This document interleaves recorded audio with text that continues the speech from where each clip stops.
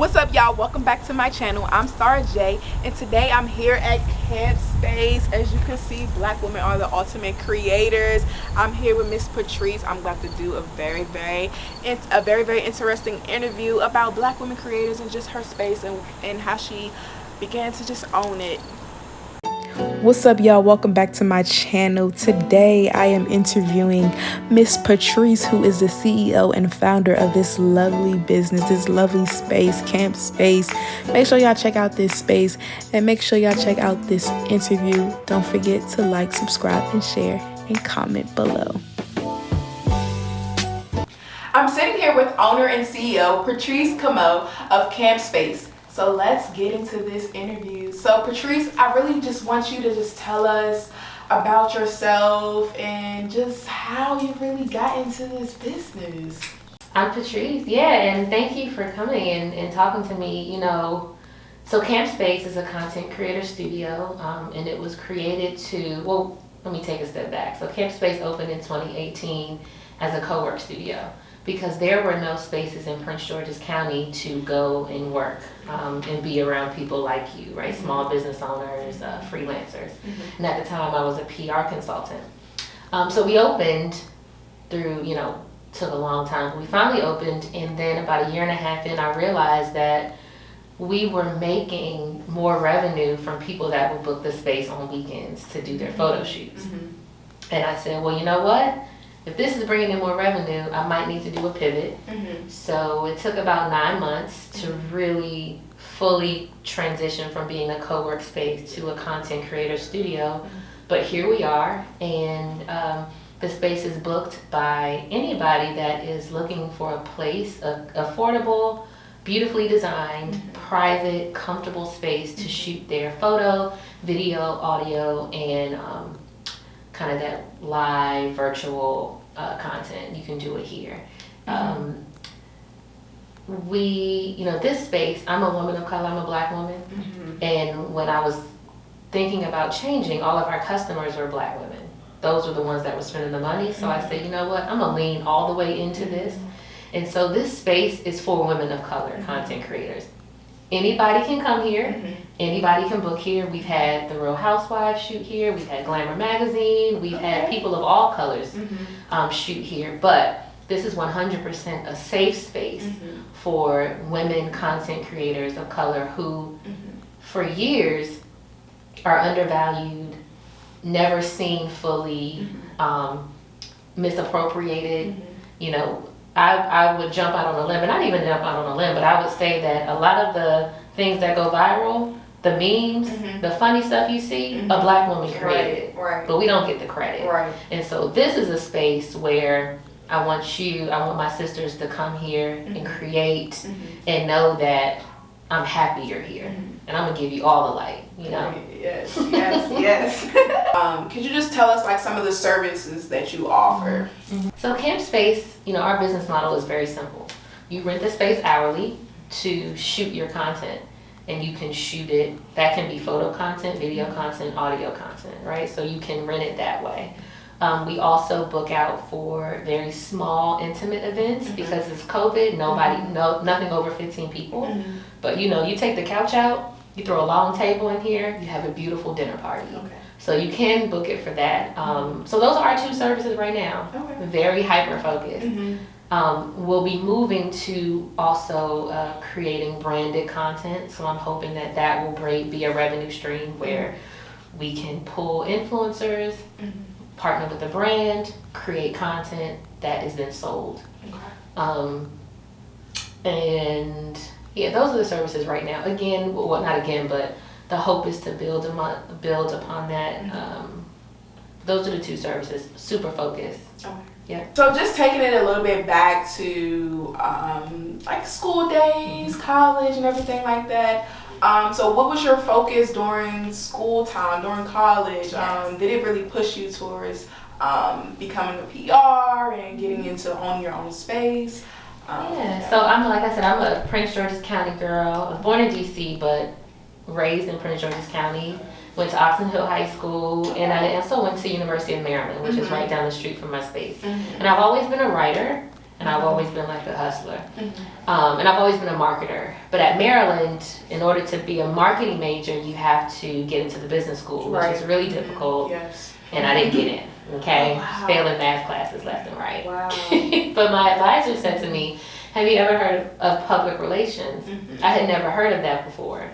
And so I did an internship at Vibe magazine my junior year in the PR department, and I fell in love. And I was like, oh my God, this is what I want to do. You know, you can talk about your client, or at that point it was the magazine. And then you see the fruits of your labor on the news and in media. And I said, this is what I want to do. So I majored in communications on the PR track at Maryland. And to get in the PR track, you had to take a test and you had to take journalism classes. So it wasn't easy. A lot of people shied away from it because they didn't want to do the extra work. That's not me. I'm going to do what I got to do to get to the goal. Yeah. And then I worked in PR for about a year and a half. And decided that I wanted to get my master's. So I went to American and got my Master of Arts in Public Communication. Oh, wow. So again, a lot more PR, a lot more strategic communication. And that training allowed me to pick up side clients where I would manage their PR. So people would hire me to promote their grand openings, to promote their businesses, whatever. I would be the publicist for it. Right. And in that time is when I was working remotely and not having a place to go. There were no, like whenever I wanted to have a client event, I would have to go to DC. Whenever I needed to work remotely, I would have to go to DC. And I don't want to, I got a kid, like I don't want to deal with traffic. And that's really kind of how this this space came to be, right? So again, I've always been a business owner. I've always had like this hustle. Didn't know it would manifest into a space. But these things all come together. So was it really just hard trying to find like that right space? Like you have a creative mind, so how was it really trying to find that right space for you and to be able to have a space for just those creators to come here? It was very difficult. So this space idea came to mind September 9th of 2015. I had found, my husband and I had a miscarriage. The next day after I had the procedure, I went to Bikram Yoga to clear my mind. And at that moment I said, I'm gonna open up a space. So then in 2016, January 2016, I had my first kind of pop-up co-work day. And I did those pop-up events, and the goal of that was to build a community. What you don't want to do is open a space and nobody knows you exist. So I spent 2 years having these pop-up events to tell people what camp was, because it's always been named camp. Trying to make as many connections as possible with local business leaders, politicians, other businesses, like anybody that have anything to do with this, I'm emailing you. Like, that was just, I'm always shoot my shot, right? Writing my business plan, figuring out how to finance this thing. So I spent 2 years doing that, and then also looking for a space. Probably every week I'm going to look at another random spot. I went to Orlando with my family in October of 2017. So this is literally 2 years and 1 month. And I was like, you know what? I'm good. I had started real estate school. I was over it. I put 2 years in, we good. And I lied to you not, on our layover coming home, I got a random call from a lady. Hi Patrice, I got your information from the Hyattsville Community Development Corporation, a relationship I built during those 2 years. And I heard you looking for a space. I rode past this building every other day. I was very familiar. Came to see it the next day. The devil was trying to work, but we're here now. So it was a long process. But you know, thank God I kept going. Thank God I built those relationships. These people were, you know when they say people are, your name is in rooms that you don't even know. Like they didn't have to, the guy Stuart Eisenberg, love him to death. He's out here saying, hey, there's a young lady looking for a space. And here we are, you know, and my landlord, so cool, so awesome, so easy to work with. So yeah, it was a process though. Like that's definitely a process that a testimony right there. That's amazing. Just being able to know like you have people out there that's just standing behind you and trying to help you out as well through your process. Could you give like some tips to the people out there just about connecting with others and not being afraid and just knowing that you have to make connections out here? You have to put yourself out there. Nobody is going to ride for you the way you ride for yourself. You have to shoot your shot. And I know that sounds so cliche because that's what everybody says now, but you gotta just send that email. Yeah. Bottom line, hi, I'm such and such, love what you're doing, here's what I'm doing. Maybe we can work together. If they don't respond, that's okay, don't take it personal. If they do, that's great too. Yeah. Like it doesn't hurt you to get a no. It's just gonna make you go harder to reach out to the next person. But I would also say, as you're reaching out, make sure you stay open for when people reach out to you. Yeah. So, there's one thing to, you can't always be a taker. You gotta be given. Yep. So if I'm reaching out to you and then, somebody reaches out, I gotta reciprocate the energy I wanna get back, So that's what I would say, you always wanna put yourself out there. We have to be open. I do Bikram yoga and I forget the name of the pose, but you're on your knees and you're grabbing your ankles and you're like, your heart is open. We have to remember to always keep our hearts open, our eyes open, our minds open, because you never know. Yeah. You never know. Yeah. And when you close off, you're not hurting other people, you're hurting yourself. Yeah. So just speaking about just being open, and I know like the business is really focused on just Black women creators, but I know you said it's open to anyone. So how have you really connected with just like, let's say, males or any other people? Yeah, so okay, like I said, we're open. Our target customer, see that's, I'm gonna go on a tangent here. Any business you have to have a target customer. It can be open to anyone, but you have to be specifically talking to a certain group, okay? And so my target customer are women of color content creators. And so I'm always gonna be talking to them. But because this is a beautiful space, men see it and they wanna shoot here as well, And so, and I'll say this, some of my closest friends, some of my mentors that I look up to the most are males. I have 2 sons, so I think that male energy is important, right? Because it's like this yin and this yang, like you can't, there has to be a healthy balance of both. So I'd say, we have a ton of videographers and photographers that male videographers and photographers that recommend this space to their clients. So yeah, it's probably a good mix. But again, I know who I'm talking to. But because I know who I'm talking to, there's some male customers who are then referring it to to the women that they know, or to their girlfriends. Or I'll never forget one time we did a shoot here, and the photographer, his girlfriend has a candle line, and she hadn't shot her product shots, and so he happened to bring the candles with him, and he took some pictures while he was here just so she could see what they could really do. And then she came back and she booked it and did a full shoot. Wow. So I think even men, people respect that your business. They respect when you are talking to someone in particular, and they see that and they want to help you get there. Definitely great advice. Word of mouth is very heavy out here, very vital to just the growth of your business. So that's amazing. So what's your favorite thing about your business? I have so many favorite things. But no, it's hands down seeing what people create. I am always, when people come here and they book a space, they don't always tag us or geotag. You don't have to. You use the space however you want. You might not want people to know you rented the space, but I'm always looking, scrolling. Oh, I'm like, oh, that's our kitchen. So it just really blows my mind to see everything that people do in here. And this isn't a big space. It's 1,000 square feet.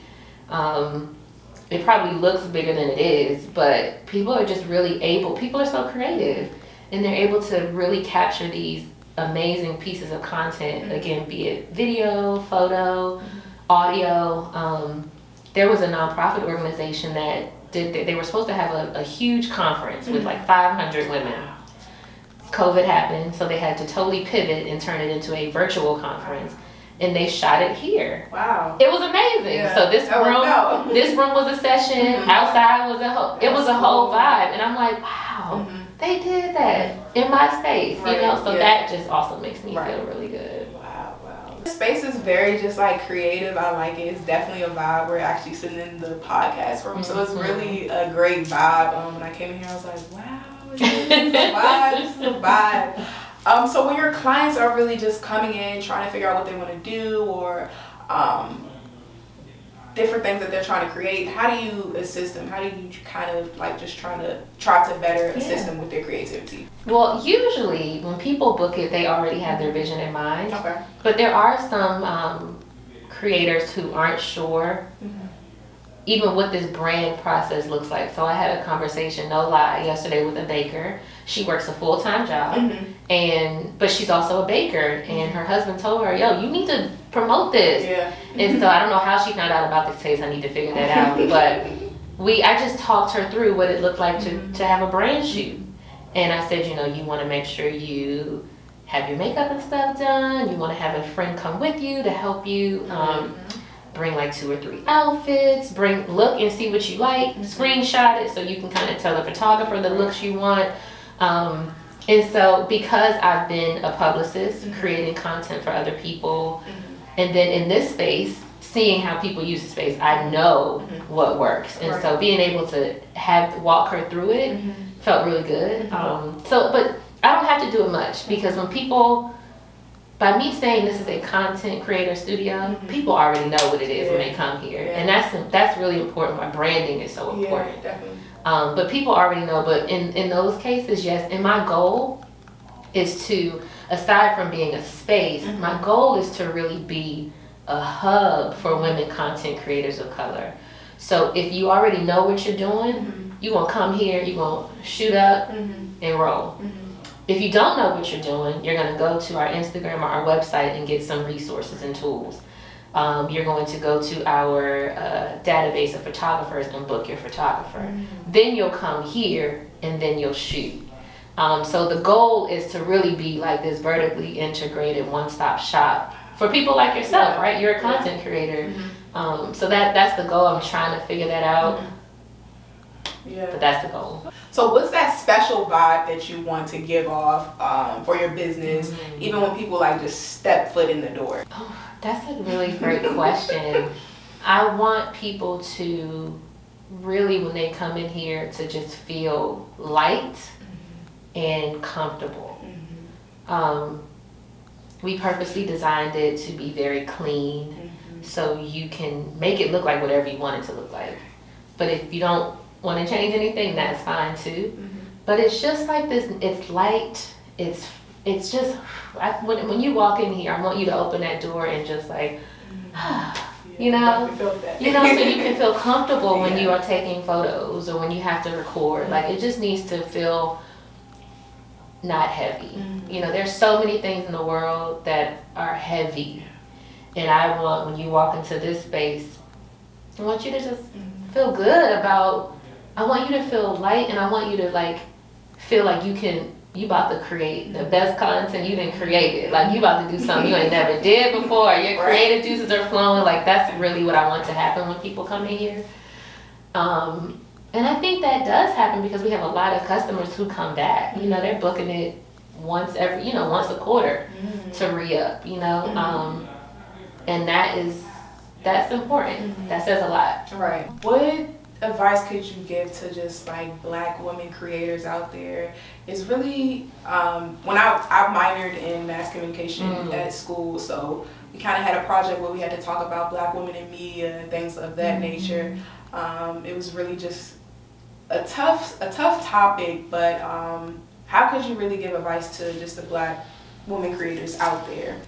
Advice I would give to Black women creators, old or young, always keep creating. Hashtag keep creating. Don't stop. You know, if it's on your heart to put out there, you have to put it out there. It's not up to you to decide how it's received. But if it's something that you know you've created from a good place, from an authentic place, and it's what is best for you that you can do, put it out there. Better done than perfect, right? So that's actually 2. Keep creating. Better done than perfect, because we feel like it has to be perfect. You know, there's this pressure, there's this unfair pressure on Black women, right, to be everything, and we are everything. But there's this, you know, this pressure that, but not, boo, put it out. It can get better. But then I would also say the third thing is know your stuff. Okay, and when I say know your stuff, I mean make sure your grammar is correct. You know, make sure you've done your research. Make sure you are educated in whatever it is you are talking about, because you know, once you say that you're a content creator, people are gonna start looking at you for what's right, you know, for the facts. And so if you are spewing out things that are not correct and not giving whatever disclaimer needs to be put, people gonna think it's Bible. And so you gotta make sure you're tight. And that's whether you're a Black woman or not. But like I said, there's this pressure or these expectations. But regardless of that, tighten up, sis. You know, so those are the 3 things I would say. So just being a content creator, like you kind of, well, you do own your creations, and moving like just a little upward to just being an owner and owning different businesses and different services and things like that. What advice could you give to a business owner? I am learning so much in this space right now, and I can only speak to where I'm at right now. Well, no. Patrice 5 years ago would tell you to really kind of hone in on doing what you really enjoy, because that's where you're going to be great and be the best service that you can be. And then because you're great at it, the money's going to come. Right? Now that I'm able to do that, now I say figure out the processes, and you have to figure out how your business can grow without you being there. I'm in this space right now. I can no longer answer everybody's email. I don't want to, because I want to like learn something else. You know what I'm saying? Like, how can we grow this business? And for me anyway, where I am right now, I don't know how to do that. So the third tip, find a business mentor. I've reached out to 3 people who have sold a business, scaled a business to multiple locations, and then just gotten like amazing press. All 3 things that I want to do. So I'm having conversations with all of these people, and I'm paying them if they ask me, because it's their time is money. Because I don't know what I don't know, and I need guidance. So that's important. You know, really be willing to like humble yourself and say, I don't know this shit. I need help. To learn, yes. I definitely agree with just having those mentors in your life. Like, it's always things out there to learn. It's always people to learn from. So always. You definitely humble yourself. I definitely agree with that part. Facts. That's, yes, definitely. So what is next for you? And then what is next for Camp Space? So next for me is continuing to push out the podcast, Shades of Content. I'm a podcaster now. That was something I was so scared to do, but I did it, and I'm happy. Also to continue to push out Camp's own content, so we can again be a resource that highlights women content creators of color. But really long term is figuring out how to open more locations in other cities where Black women are doing it, and hopefully figuring out the technology piece so that people can just go on their phone and book. So that's what I'm working on right now, or trying to work on. Well, thank you, Patrice, for just allowing me to interview you and just come talking to the people. So lastly, I just want you to tell the people where they can find Camp Space, and through social media sites, websites, locations, just let the people know. Yes, well, definitely reach out. Our website is www.campworkspace.com, and we are on Facebook, Twitter, and Instagram at Camp Spaces with an S at the end, because there will be more locations soon. And right now, so our location is in Hyattsville, Maryland. We're about a 5-minute drive from Washington, D.C. Beautiful, historic Hyattsville area. And yeah, just check us out. We're always on social. You can email info@campworkspace.com. But yeah, if you need a space that is private, beautifully decorated, and very affordable, then definitely reach out. Would love to host you. Thank you, Star. Thank you.